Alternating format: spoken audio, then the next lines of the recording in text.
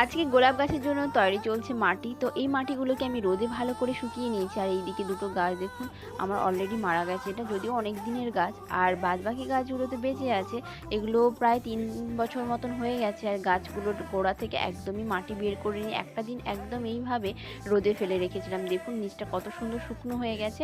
তারপরে কিন্তু খাওয়ার আমি কিন্তু তৈরি করে রেখেছি। এর মধ্যে গোবর সার, নিম খোল, শিংকুচি, হাড় গুঁড়ো, সর্ষের খোল, তো এগুলো মিশিয়ে একটা অর্গানিক পদ্ধতিতে ভরপুর করে একদম খাবার দিয়ে দিয়েছি। দেখতে পাচ্ছেন প্রতিটা টবে এভাবে ভরপুর করে খাবার দেওয়া আছে। এবং এই যে মাটিটাকে আমি শুকনো করলাম, ওই মাটিগুলোকে আবার এই টবটার মধ্যে দিয়ে দিলাম, দিয়ে ভালো করে জল দিয়ে দেবো। পরের আপডেটটা অবশ্যই আমি আমার চ্যানেলে আপলোড করব, ততক্ষণ আমার সঙ্গে থাকুন। এইগুলো তো হলো আমার পুরোনো গাছ, তবে গত বছর আমি কিছু নতুন আবার গোলাপ কিনেছিলাম। আর এই দেখুন এই গোলাপের ভারে একটা ডাল ভেঙে গেছে, সেগুলোরও আপডেট আপনাদের সঙ্গে শেয়ার করলাম। বাই।